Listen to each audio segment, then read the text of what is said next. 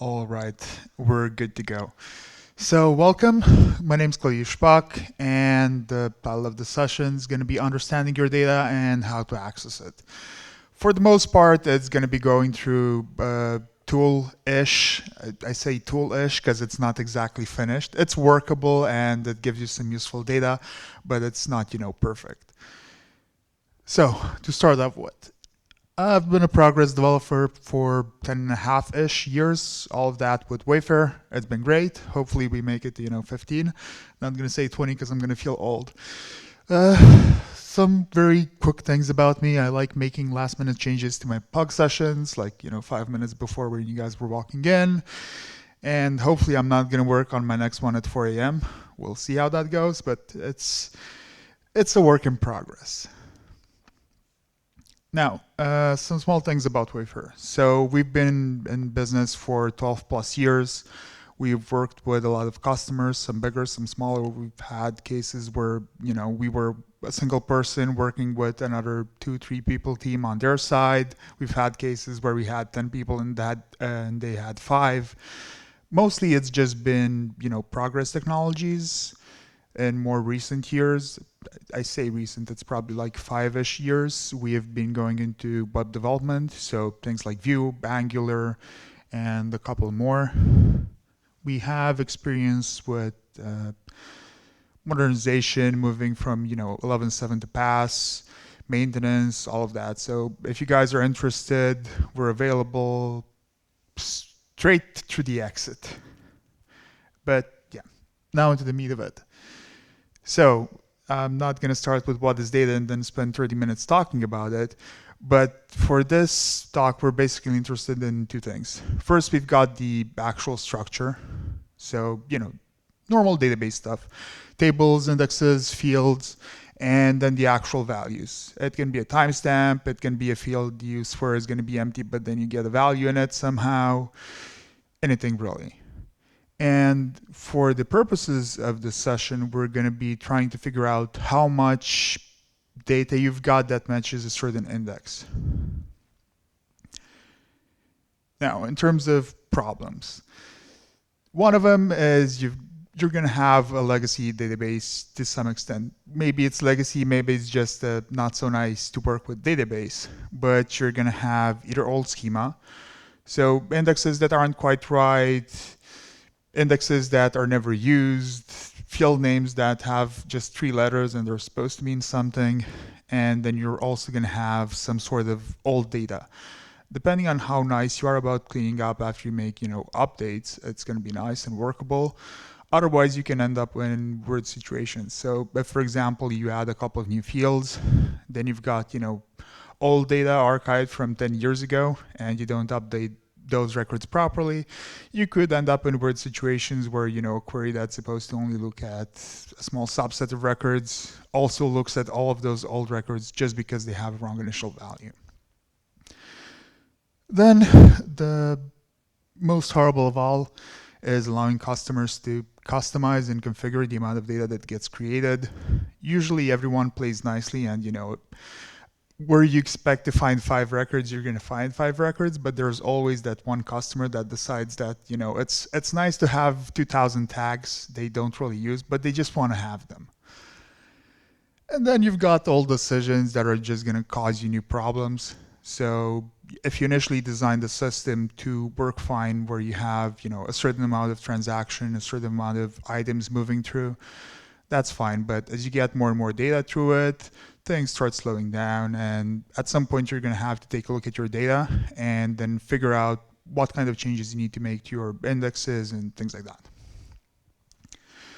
Now, in terms of why you want to fix all of these issues, it basically boils down to things are going to be faster. And whenever things are faster, it's nice for customers and it's nice because you're not going to pay as much for, CPU time and all of that. But basically, we've got a couple of things. So you're going to get fewer database reads, whether that's because, you get rid of some records that should have been archived or moved to a different database a while ago. Maybe they're just packed nicely together. Maybe you've got, a new index that makes more sense. That's all going to improve performance. And the nice thing is it's going to be, for the most part, an easy gain in performance. Like, you're not going to have to go through your code and re-architect 10-year-old code that no one wants to touch. You can just make a change to schema, and that should cover it. Now, I think next is going to be some tools that can help with this. And yeah, first off, we've got ProUtl DB analysis. It's nice, it's very useful information. The only issue is it's not really about your data, it's more about the database and how it's dealing with stuff. So you can, you'll be able to see how many records you have, how big they are, how much space they're taking, whether or not they're scattered throughout the disk, and all of that, which is great and it's useful, but it's not, going to help you figure out new indexes. Then we've got a one-off report. So someone just goes in and writes a report. We're interested in this customer. We want to see how many orders he has, how many lines per order, something like that. Just write it, run it. It can just be a for each where you increment a variable, and that's enough. It's going to give you some insight. Similar thing with, just going to Data Digger or just running a query and seeing what comes back. Do you find the 50 records you're expecting? Do you get 2 million records? Who knows? You figure it out, and then you know the reason why performance isn't great for that one customer. There might be some other tools I don't know about. If anyone has any, just let me know, because with working on this, it's kind of interesting, and I'm planning to use it further in whatever I'm working on right now. And then finally, there's the tool for this session, 1, 2, 3. I've told myself in the mirror last night that was the best thing since, sliced bread. I'm pretty unbiased, so it should stick. Now, into DB analysis, because it's from progress and we want to talk about it. The two things that are mentioned there that are pretty useful are the scatter factor and then your fragmentation. So for this scatter thing, it's similar to this room. So if I want to run a query and I'm expecting 10 records, I could, I'm going to have to read them one block at a time. So I read a block and then I find one person, then I read another block and I find another person. If I want 10, I'm going to have to read a lot of blocks, and that's a lot of disk I/O that doesn't necessarily have to happen. If records are, packed tightly together, you can just read 1 or 2 blocks, call it a day, and you don't have to go all over the disk and do that. I think the progress recommendation, from what I could find in some articles, was a scatter factor of 1.5. If you go over that, it's probably a good idea to just do a dump and load. I don't think there's any other, easy way to reduce this. So yeah, it's going to take a while. Next, we've got fragmentation. Basically, you've got records that don't exactly fit into one block. So the record starts, and then there's some extra leftover that needs to go into a different block. Similar to scatter records, that means you're going to have to do extra disk I/O whenever you want to read that record. Thankfully, the number of fragments is limited. It's based on the block size. So if you've got a block size of 8K, I think that's 4. Yeah, 4 fragments. And if you've got a block size of 4K, it's 9. But yeah, ideally, you don't have any. The problem, again, is you can't really fix this easily. The best solution is to just move a table to, an area that's specialized for it. Like it has a properly tuned, box records per block. And that's going to get rid of, your fragmentation. I think table reorg can do this, otherwise a dump and load. But now we can move to the tool for this session. So it starts off as a Python script. It's written in Progress OpenEdge. The reason why it starts as a Python script is that it's just really easy to use. You can just run Python on pretty much anything. It's easy to install new packages, and it's just very simple. I don't have to write a new, command line argument parser in Progress. I can just use a package from Python. Then the whole idea is that it looks at your database schema, at your VSTs. It generates a config file based on that. It's essentially a list of, I've got this index, it has these fields, and these fields are this type. Then based on that config file, it goes and generates some reports. It's nothing fancy. At the core of it is just a bunch of aggregate statements. These got added in 12.8, and the idea is you can throw a query at the database and tell it, count me how many records this brings back. And because it doesn't, have to marshal records back and forth, it's just really fast. It's available on GitHub, sort of. As soon as I clean it up a little bit more, it works. It's in a nice spot, but I'd like it to be better if it's going to be on GitHub and people can judge me for it. Right now, you can judge me silently. It's fine. Yeah, the idea is it's going to look at the config file, it's going to generate the code, and that code, it's going to tell you how many records you can expect back from an index. So if you've got an index with 5 fields, it's going to tell you, okay, if you match on all of these 5 fields with an equality, you can get back 5 records, 10 records. You're going to be able to spot outliers. For that example where an initial value wasn't set correctly, you're going to end up with an index that on the right side, you can see it, it's going to bring in 100,000 records when it shouldn't. It's supposed to provide easy visualization, and it does, but it's at a developer standard. So it works, you're going to be able to see it, but it's not the best it could be. If anyone wants to use this, seriously, you can easily create some proper reporting and dashboards based on the data it brings out.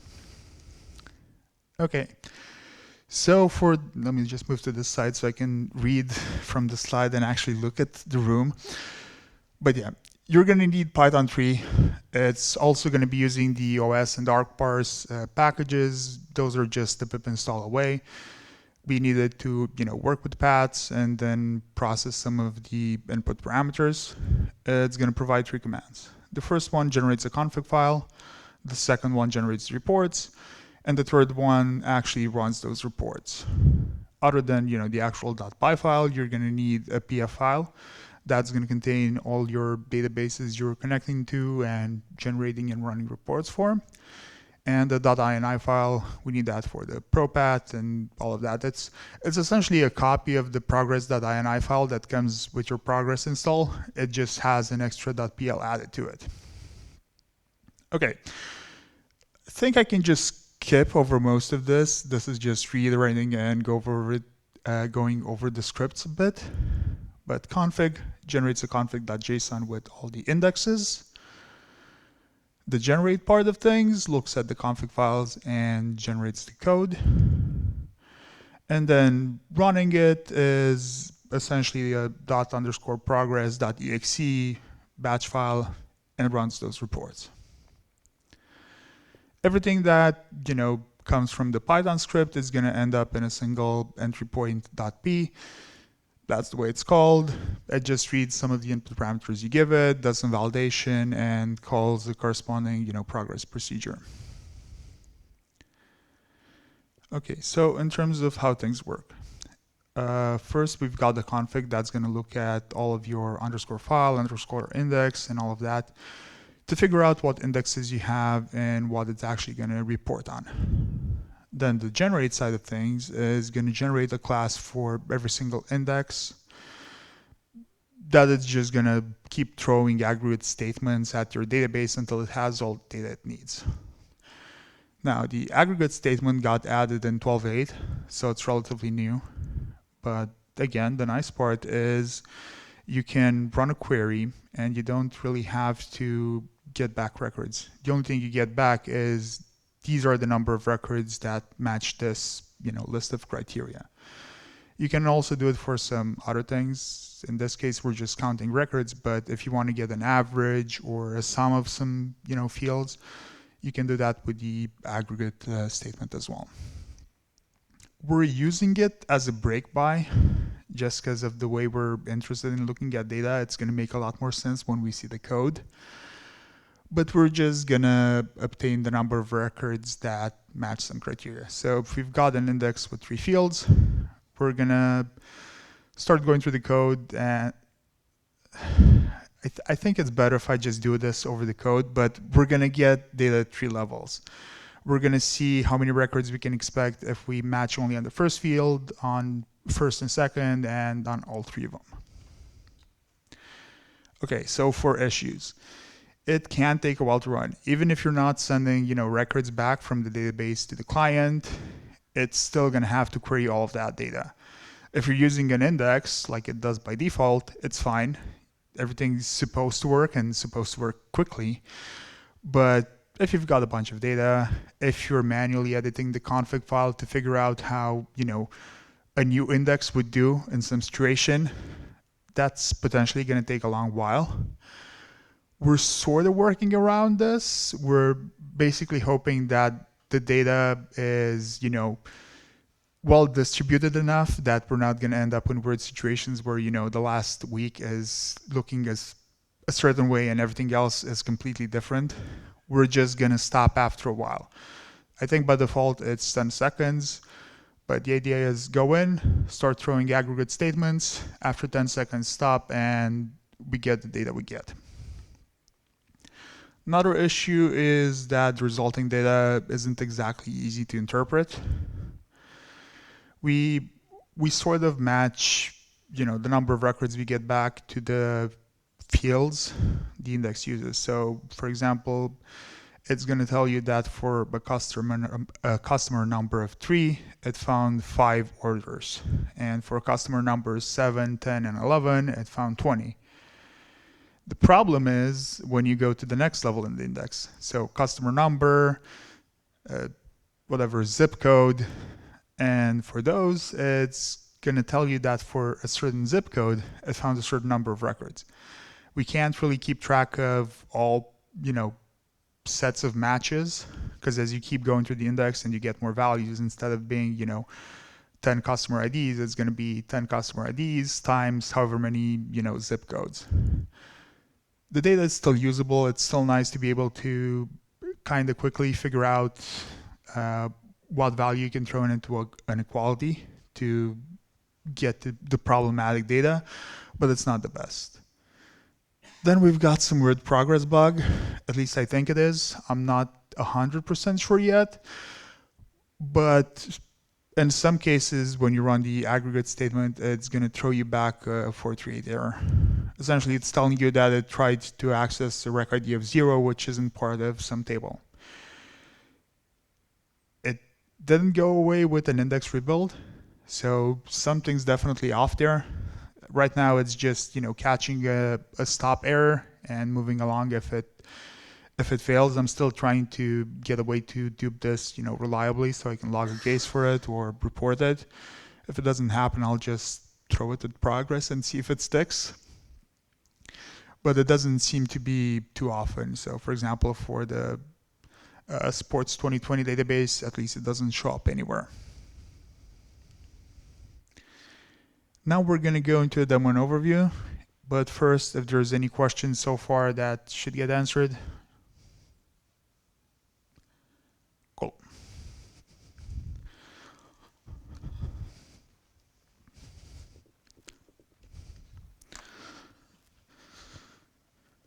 Let's see. Okay, probably a bit too big.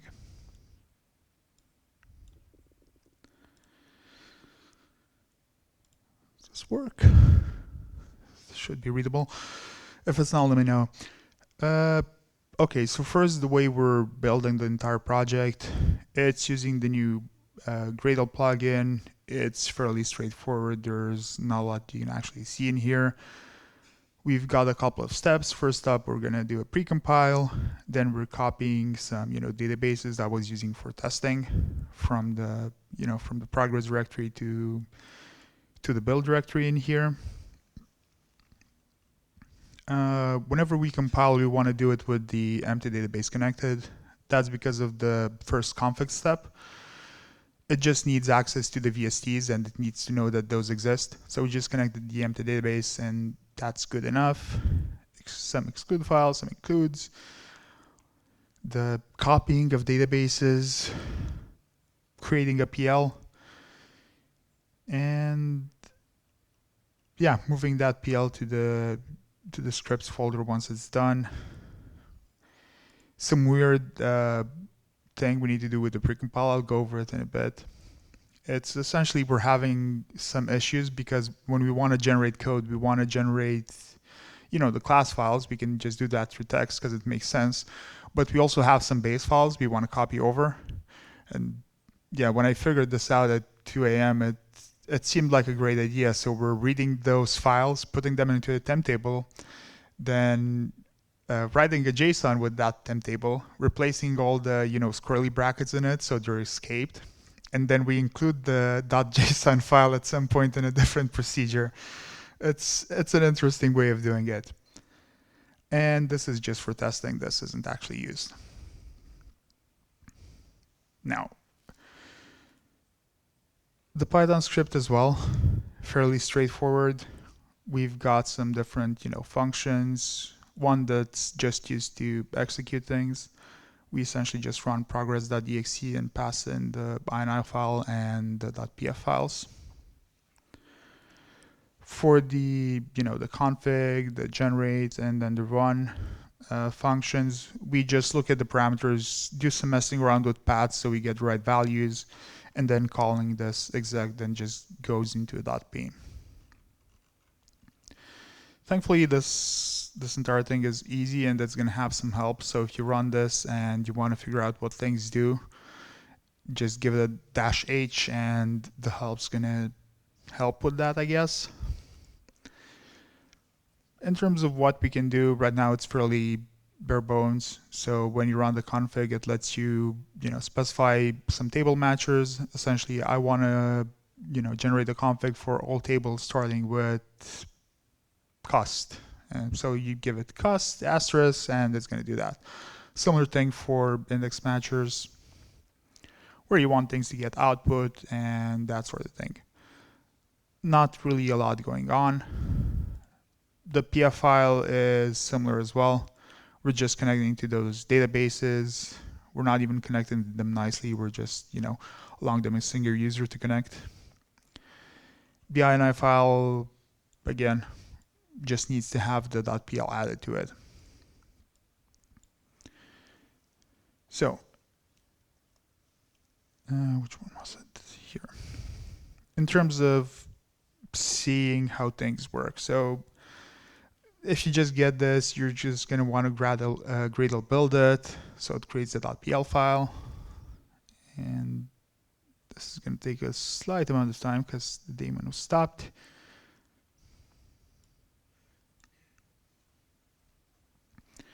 Once that's done, you can just start running things. So for example, I'm just going to run the config.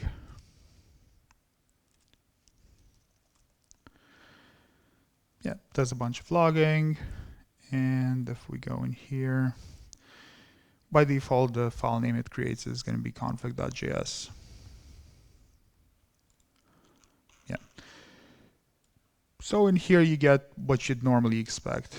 tdconfig, it has some info on the database, the table, and the index name. And then for every one of these, we're going to have the index fields, their type, and their order in the index. It should be easy enough to change by hand. The only issue right now is this database GUID. It needs to match the database you're going to be running it against. It's coming from the _dbvst. There's a GUID field on there, and it was just used because it's easy. You could technically run into issues if you've got different databases using the same name. So that's why it was matching on GUID. But yeah, once you've done your config side of things, you just need to run the generate part, and then we're going to go into the wonderful code that creates, let me see, yeah.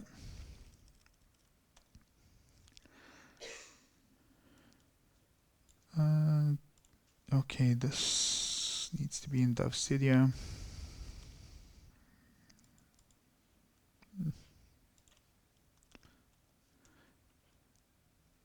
I think it was supposed to magnify. Let me try opening something up.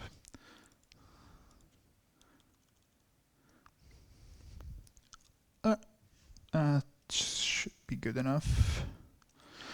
Okay, so this is for the country post index. It's basically an index with two fields, the country and then the postcode. It starts like this with a loop records _1. This is for the first field in the index. So in this case, the country. It does this ugly thing where it does it for each customer, and then it stops immediately. but it does the sort by the country. And after this, the buffer is going to be available so we can use it. If it's always using a proper index, you can just do a find or do a for first or something that makes more sense. But because the idea is you could use this to find indexes that don't exist yet, you want this sort to always work. So we kind of have to do it through a for each, even if it's slightly ugly because you don't expect the buffer to be available afterwards. But yeah, after this, we just keep repeating while we have a buffer. We grab the value of the country, and then we aggregate on that.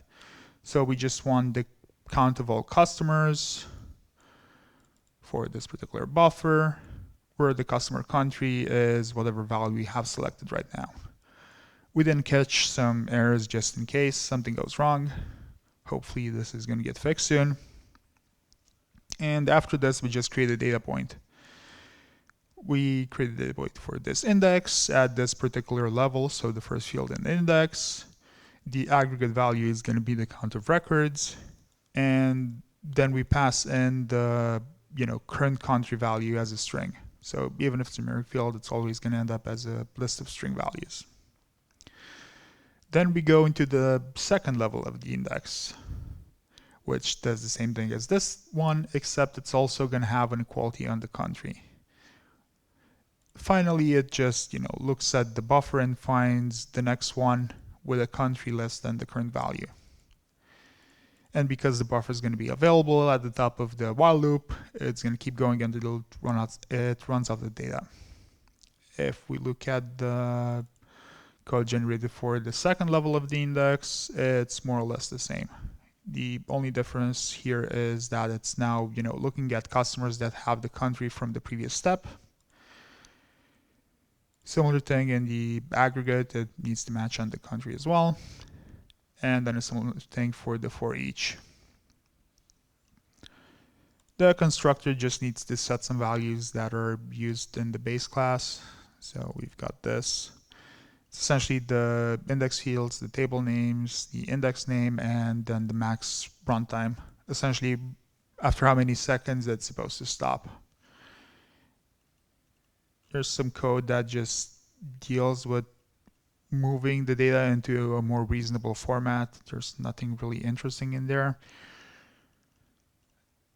And yeah, this is where we've got the stop after. And that's essentially it. You go in, you throw queries at the database, store the data, and then afterwards we use it. Anything so far in terms of how the aggregate statement is used or anything like that? Cool. Now, to run this, it needs to specify the place where we put the generated code. I'm messing with the propat in one of those .p files, so we're getting this, these warnings. But yeah, it's finished pretty soon, and once this is done, you're gonna have a bunch of output files where we've got the data. So let's just go to sports 2020. Where's customer? Yeah, so for the customer index of country post, on average, if we match all the fields, we can expect an average of 1.4 records. The maximum number of records it returned at any one point was 8, and the minimum number of records is 1. Then we've got some more, detailed data about what it found. So if we're just looking at, the first level of the index, so in this case, the country, Australia returns 1 record and it only showed up once. Sweden and Italy returned 2 records and they each showed up 2 times, and so on and so forth. And I think for the US, yeah, this is the outlier in this case. The US, only the US, returned 1,059 records. Then we go into, the next level. We've got a bunch of zip codes in here. The separator is chart31, just essentially picked a random value that wasn't really going to show up in our data, so it should be safe enough. But yeah, you can see that we've got 600 zip codes that only showed up once. 119 that showed up 2 times, and so on and so forth. So if we go into actually look at this data, this is where you see the developer version of visualization. It's right now it's just a simple .html file. In it, we just use chart.js. It's essentially done, so it exists and it's usable. But yeah, you select whatever output you've got. It creates one for every single database. Then we go, for example, to customer, and it goes through the country post index. Now, and here you see, I think this is, yeah, this is annoying because in the browser it's not exactly visible because the font is a bit too small. But yeah, it shows you some of the postal code values for which it only found one record. So in this case, we've got 600 of those. And all the way here, for that postal code where it found eight records, it's 59012. This is for, matching on all 2 fields. If we want to look at just the country, we can select the level at which we want to look at. So in this case, 1, just for the country. And we can see the same thing we've got in the JSON file. So Australia shows up once and returns only 1 record. Sweden and Italy return 2 records. And Finland returns 28, and the US returns its own 1,059 records. Anything so far about what this is doing? Cool. Next, we've got the slightly more interesting thing. So it gives you data about what you've got. You can figure out if you've got something that's weird and outlying and make some changes based on that. But at some point, you're going to be interested in an index that doesn't exist yet, and you want to see what kind of results you can expect from it. Now, you could create it, and it's going to work. But you can run this, and if you've got other indexes that are, a partial match, it might actually be fast. So, for example, I think this is, yeah, just a second, because this is a different config file. This is for a test data item table, one with 1 million records. I'm just gonna copy something from here.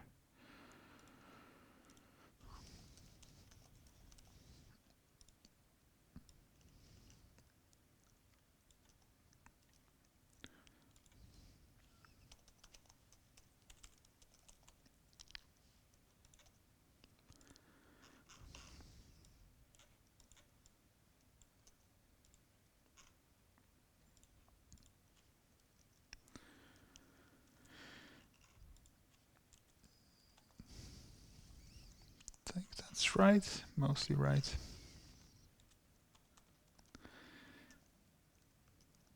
Yeah, I just need to get the right GUID for the database and things like that.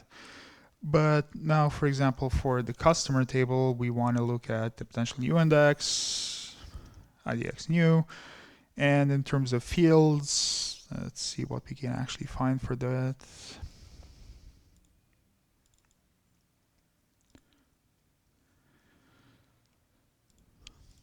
Yeah, so let's say that it's going to be the name and then the city, and we can see what kind of results we can expect.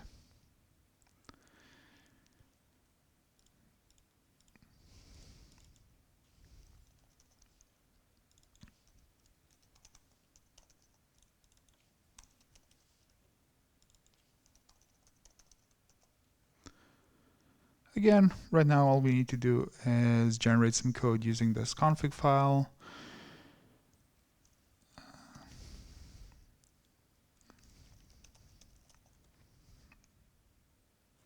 It complains that I have the database open because we're connecting to it in a wonderful way.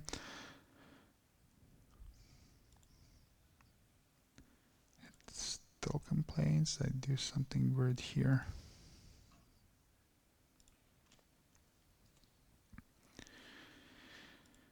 Okay, and now it's supposed to have generated the Then we report. So in customer, we've got, this file for IDX new.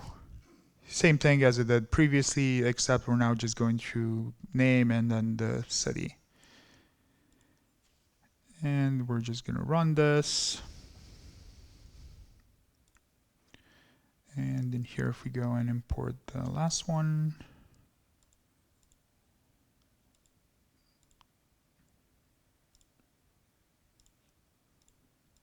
yeah, so IDX new, we've got a couple of cities that only return one record for any given name.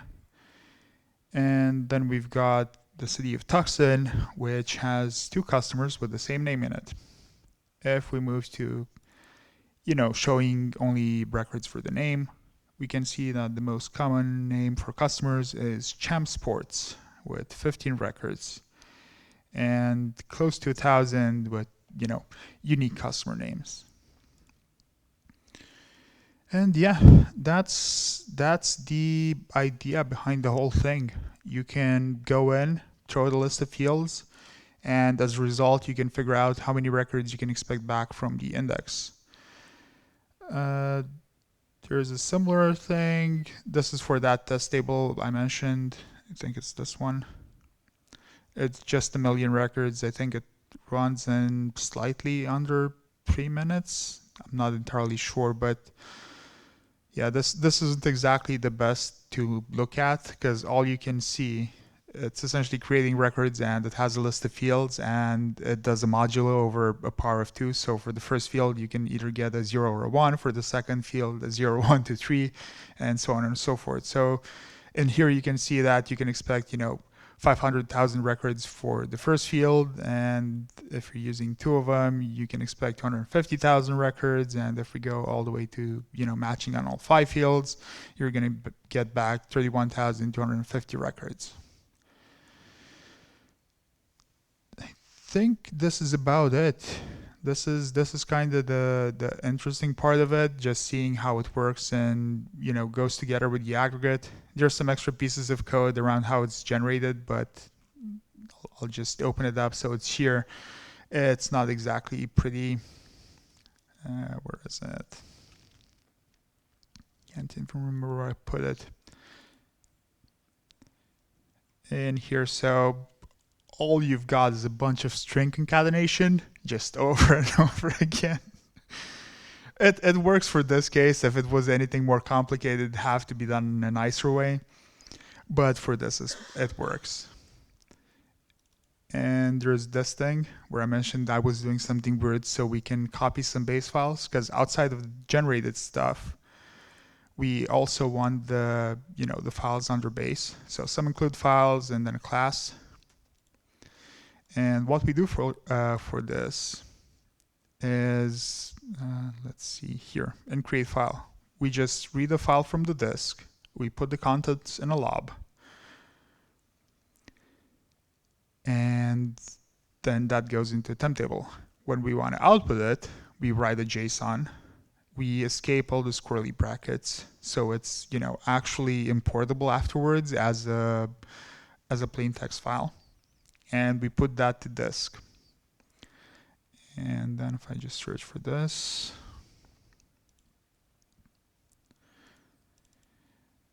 yep. In here, we then include the .json file in a wonderful way, and it works.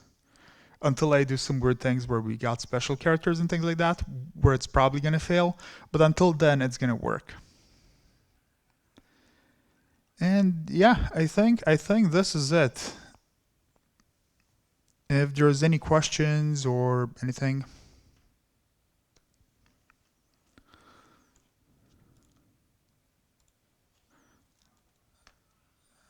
Wait, I'm just printing my presentation. Wonderful.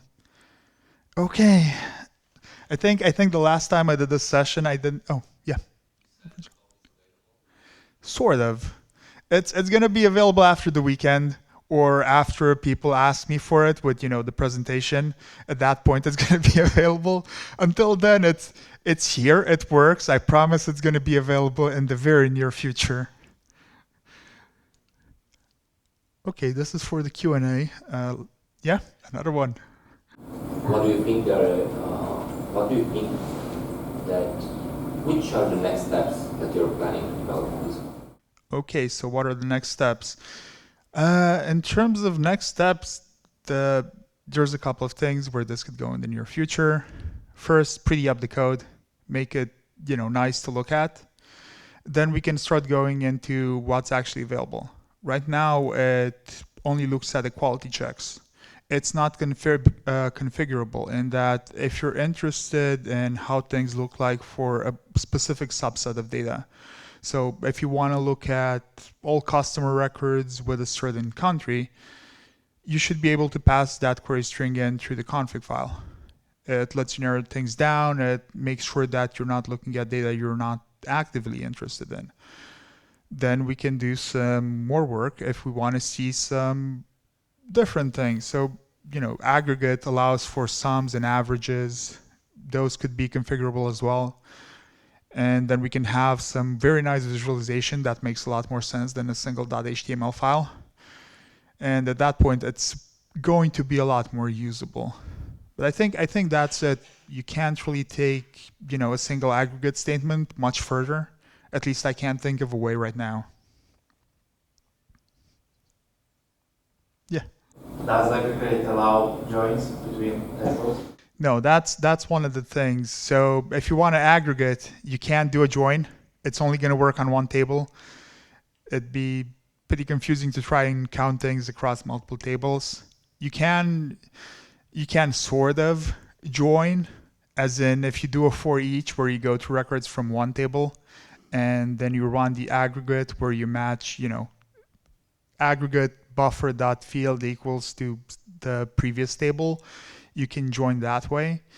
And other than, only working for a single table at once, it's also not going to support the tenant where clause. So if you're relying heavily on that, it's going to be a bit weird. But I think those are the biggest limitations. Yeah. It's fine. So what's the actual purpose of this tool? What's the use case that you're trying to? Yeah, so the idea is you've got the database with a bunch of data and you're not entirely sure what's happening. People do weird things. They're going to create weird data. You've got data that hasn't been, properly updated since it was created 10, 20 years ago. It's just still laying about doing nothing. You end up with things like weird initial values, all sorts of messes. And then you've got an index which you're relying on to work, and it works 90% of the time, except for one customer or one situation where instead of, going to the database and bringing back 50 records, it goes through the database and it grabs back 50 records you're interested in, and then the 100,000 old records that got the wrong initial value. The whole point of it is you can run this and then you look at the results and you can see that in most cases it's going to bring you back, 100 records, that's fine. And then there's this set of values like a question mark, just a blank where it wasn't supposed to be a blank, that bring you back way more records than you're expecting. At that point, you make a decision. You either fix your data to get rid of everything that's outlying and doesn't make sense, or you change your index, add a new field to it, do something differently. And when you want to add a new index, you can run this again, and it's going to tell you how your new index is supposed to work. That's the main purpose. If you use this a lot, you're not supposed to get, surprised by weird one-off situations where a process just takes way longer than it normally should, just because it looks at a bunch more data.